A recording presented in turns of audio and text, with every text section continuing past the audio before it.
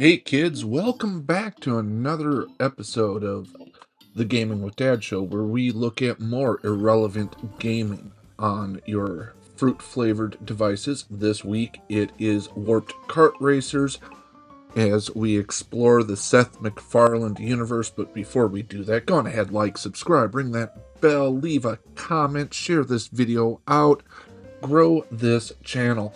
So yes, Warped Kart Racers is on Apple Arcade, and it's for your Mac as well as your iOS devices, and it is filled with Seth MacFarlane characters like Peter Griffith and American Dad. Although I don't think King of the Hill is one of his characters. Neither are the weird aliens. I don't know the entirety of that. I'm more of a fan of A Million Ways to Die in the Old West. Or is that 1,000 Ways to Die in the Old West? A Million Ways to Die in the Old West. Any movie that sticks a daisy in Liam Neeson's ass is a favorite of mine. So yes, this is a Mario Kart clone, where you can play as various cartoon characters. It's got battle mode, it's got race mode, it's got time trials, it's got a whole slew of things. And as you can see here, we are playing the American Dad in our CIA monster kart. But yes, let's go on ahead. Let's start talking about graphics here. And it is cartoony, and I understand the aesthetic that they are going for, and it works. It's just, God, the thick black border around the characters makes me think of Smash Brothers for the 3DS. It's just not something I'm super happy looking at all the time. But that said, all of the characters are true to form. They all have various personalities. I haven't figured out if there's any kind of racing difference between them, like in Mario Kart. But that is what it is. And that goes into gameplay. But graphically, I am going to give this a 17. Sound-wise, each of the levels has their own soundtrack to it. The character voices, even though they are just repeating clips, are accurate to the characters that I at least recognize. Mostly Family Guy and American Dad. And King of the Hill. So, sound is good. It's just that. It's just good. It's not great. It's not fantastic. It's also not offensive. I'm giving sound a 16. We're sitting at 33 as we go into controls. Now, I will say, controls vary based on what fruit device you are playing this on. So keyboard controls work great. They are good. It's the WASD setup. It's the shift key to hop and hold it down and you skid if you're going fast enough. And spacebar to throw your object. That works great. The on-screen displays, or on-screen controls for your iPad, iOS devices, those are a little bit worse for wear, as are all touchscreen controls. And I find myself drifting off the predefined joypad area if I'm playing just on the touchscreen. So that's going to be a little bit of a downer there. But they do make up for it, because you can play this with controller.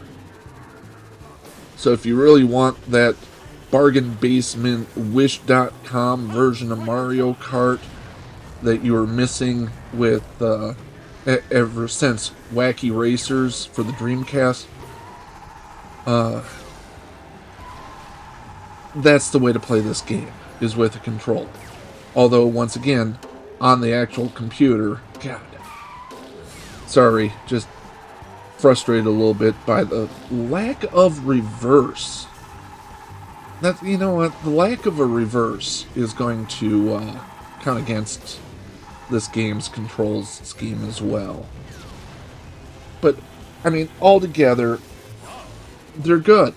They're not great, as I said. The touch controls suffer the lack of reverse. That's a down point. So they're just good. They're getting a 16 as well. We're sitting at 49 as we go into gameplay.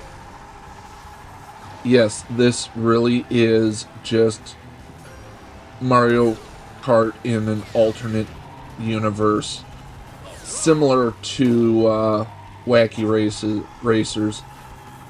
I don't like that as you progress through the mission mode, you're given 3 objectives. And it's not just where you have to win the race. You have to take a shortcut. You have to hit so many miles drifted or so many miles glided. It's just cumbersome to progress through the game that way. Additionally, it's not terribly difficult to win races, which is probably why they implemented that other thing. I haven't tried multiplayer. I'm sure it's just fine. But there's a good variety of weapons. The Drunken Clam, the Shield Bubble, the Golden Poop. All of that fits in this, and they more or less are just reskinned version of the toys that you get in Mario Kart. So there's really nothing original here, and nothing that isn't done better in Mario Kart. So I'm giving gameplay a 15. We're sitting at 64 as we go into value. Hey, if you don't have a Switch or Switch 2, if you don't, well, nobody has a Switch 2 right now as of the posting of this video. At least nobody that can admit it. But if you don't have one of those devices, I have played much, much worse Mario Kart clones. And this kind of has that irreverent humor that Seth MacFarlane is known for. It's got recognizable characters that each have their own personalities. If you're in a pinch and you want a kart racer, you could do so much worse. And quite honestly, with the number of tracks and gameplay and everything, I'm going to give value a 16, which does bring it up to a very respectable 80. That's a B. It is a clone, it is a copy, there's nothing original here, and I just wish that they'd tweaked a few more things. Because the kart just automatically, I forgot to mention this in controls, the kart just automatically accelerates. You don't control the acceleration. I know that's so that they can make it touchscreen friendly, but come on, give us a gas pedal. It's a driving game. So yeah. Warped Kart Racers gets an 80. Go on ahead, download it. We'll talk to you kids later. Bye-bye. Hey, if you made it this far, make sure you like, subscribe, leave a comment, share this video out, all that gubbins that is good for the YouTube algorithm. Thanks so much.